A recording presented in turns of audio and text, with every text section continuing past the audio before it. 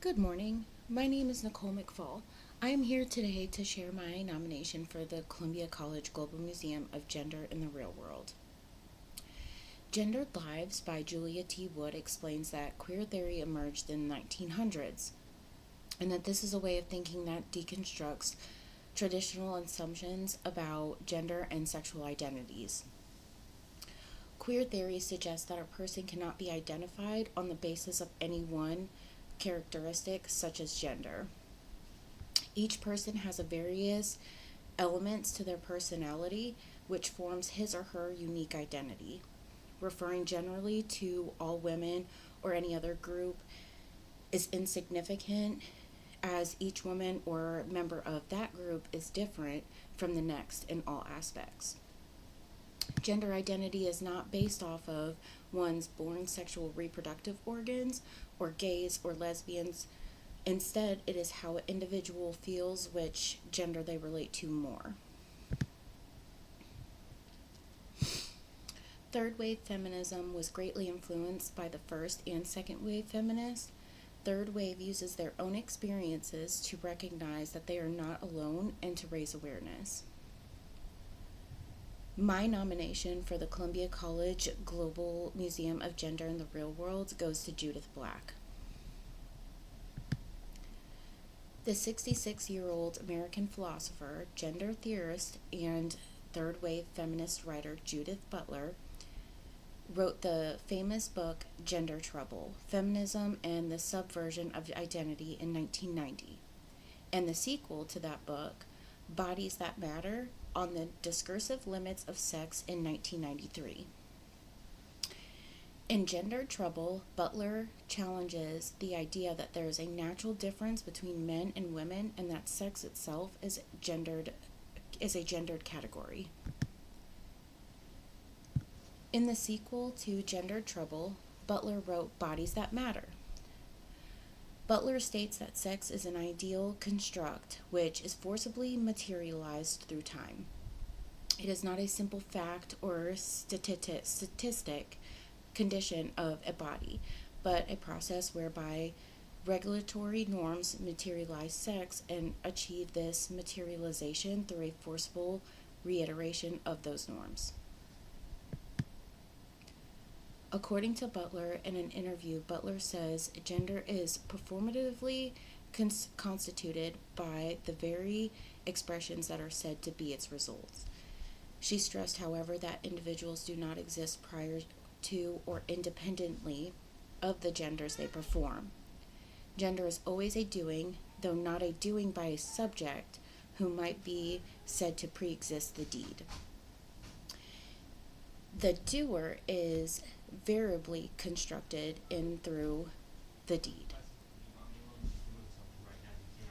Individual identity, the subject, itself performatively constituted. It follows that individuals do not choose their genders and cannot assume or discard or radically alter them at that will simply be by behaving or not behaving in certain ways. At the same time, small deviations from established patterns of gendered behavior are possible and indeed inevitable.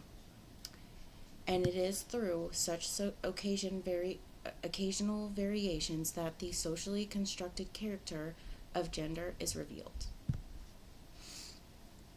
Butler's work has greatly influenced the third wave feminists to take place and influenced queer theory by writing Gender Troubles in 1990. It became her most powerful work and holds her ideas that our binary division of the sexes is a grave mistake. Butler has been a busy individual. They not only wrote many powerful books and influenced feminism, but also Butler has remained a political activist through her career. Focusing on feminism and queer and gender-related issues, she has served as the chair of the International Gay and Lesbian Human Rights Commission Board. Judith Butler has also been the recipient of several awards, such as the Andrew W. Mellon Foundation's Distinguished Achievement Award in 2008. In 1978, a Fulbright Hays Scholarship, and in 2004, the Brudner Memorial Prize for Lifetime Achievement for contributions to lesbian and gay studies from the Yale University.